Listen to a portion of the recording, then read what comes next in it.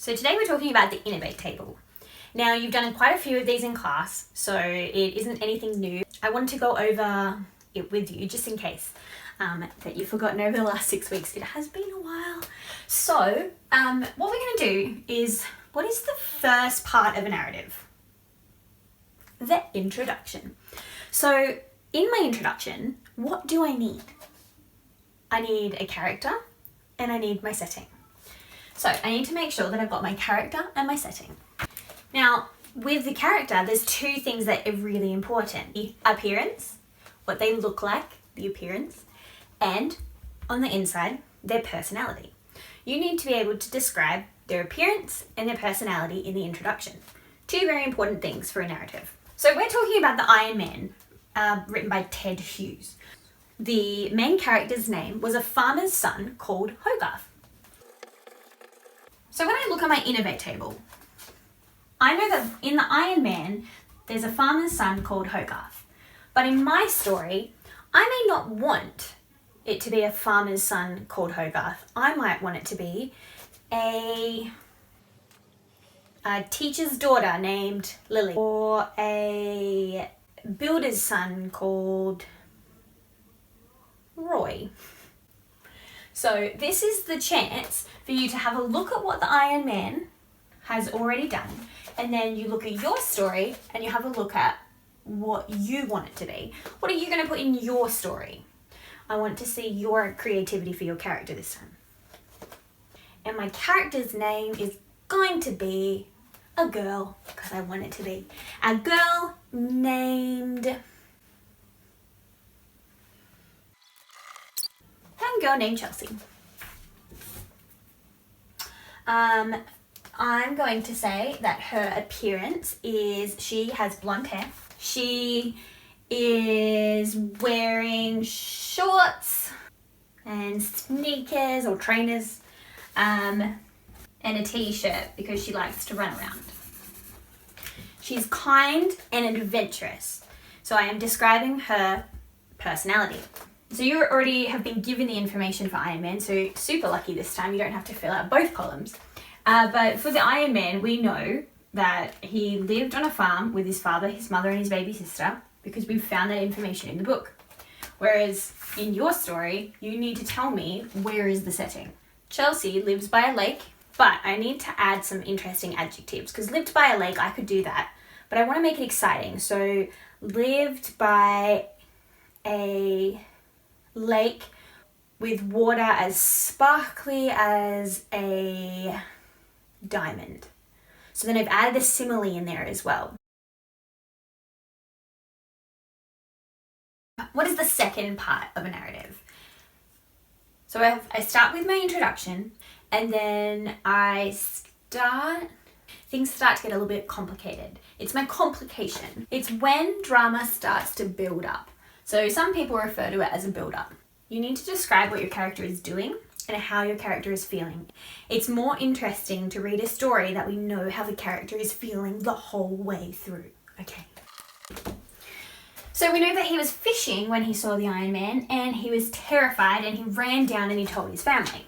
So in my story, we still have to see the Iron Man. That's a key feature of this narrative. So, and I'm by a lake. Now I could be fishing, because that's something you do at a lake. But I'm going to pretend that I'm going to write that Chelsea was swimming. So Chelsea was swimming in the lake. Chelsea was swimming in the lake when, so now I've got my conjunction in there because I'm going to link two sentences together. So Chelsea was swimming in the lake when. Now because I've said she saw rustling trees in the distance, I have put an adjective in there. So rustling trees rather than just when she saw trees in the distance.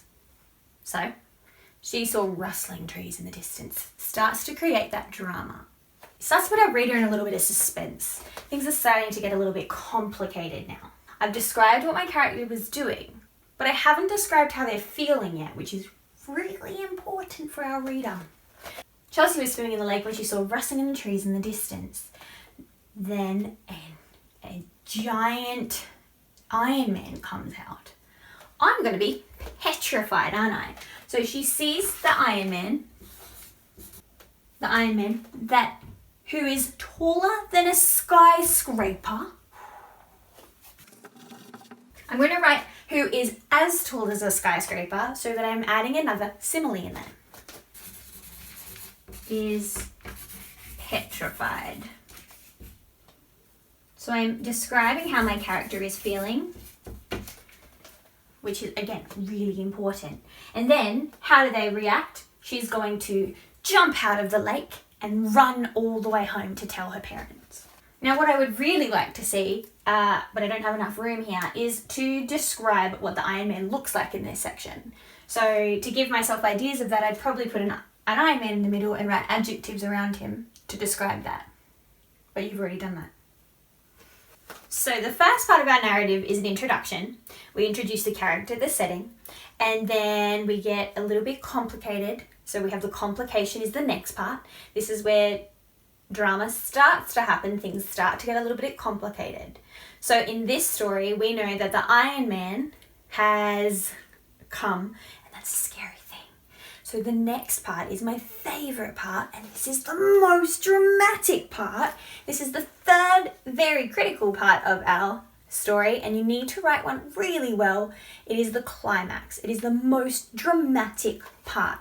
In the Iron Man book by Ted Hughes, we know that in the climax, the Iron Man had eaten all the machinery. Then they dug a giant hole and they put a lorry on the top as bait. We put the lorry on the top as bait so that when the Iron Man came to get the lorry, he would fall into the giant hole. That was the plan. Now, we're only basing our story off the first part of the book, so this is the climax in our story. So in my story, I need to come up with a new plan of how I would catch the Iron Man. Now, I have to think that Chelsea lives by a lake. What is around a lake? Well, when people live on big lakes, they have boats. Okay, so boats are metal, they're machinery, and the Iron Man in this story does like to eat machinery. Now, does my Iron Man in my story like to eat machinery? Yes, yours may not.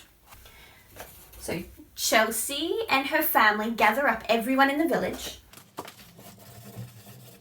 Chelsea, because she is brave, convinces everyone in the village to put all their boats on one edge of the lake. And then toot all their horns, which grabs the Iron Man's attention. The Iron Man is going to look over at the boats and come storming down. Now I have to remember to describe that Chelsea is feeling very nervous and scared at this point, because again, it's really important for us to tell the reader to know how the character is feeling.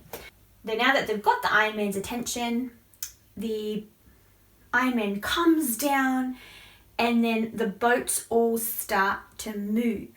And the boats start moving as fast as they can, and a big net comes up and grabs the Iron Man, and he's trapped.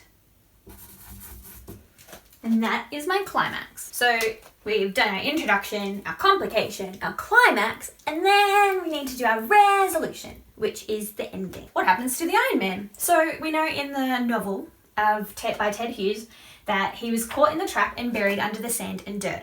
Now remember, what we're basing our narrative on is only what happens in chapters 1 and 2. We know that there's more to the story in the Iron Man the chapter book, but we are only basing our narrative off those 2 chapters, okay? So even though in the novel we know that things happen after the Iron Man is caught, we are only talking about what happens in the first 2 chapters. So I'm going to write bravely with a capital B and then a comma after it, because then I have a fronted adverbial already in my writing. Bravely, Chelsea talks to the Iron Man, who is trapped in the net, remember? And bravely, Chelsea talks to the Iron Man. And then in my story, the Iron Man talks and he says, "I'm sorry, I didn't mean to scare you. what can I do to make it up to you? And Chelsea's going to say, well, on this lake we have some old boats, some old rusty boats that are making our lake dirty. You can eat them, but it also helps clean up our lake. But I'm going to come with you to make sure that you only choose the right ones. And the Iron Man thinks that's a good idea because he's going to get some food as well. And then Chelsea and the Iron Man become friends. And that's going to be the ending to my story. Now, this is only my Innovate table, so this is only when I start boxing up my information. And it is really important that when I'm actually writing my story, I'm going to put lots more detail into it, and I'm going to make it really impressive, and I'm going to keep making sure that I have my fronted adverbials in there, my adjectives, my expanded noun phrases, some similes, maybe some metaphors, conjunctions, just to make sure that I keep my writing really interesting. And I'm using all those things that I already know how to, and I'm putting them and creating them into a very interesting story about the Iron Man. Can't wait to see yours.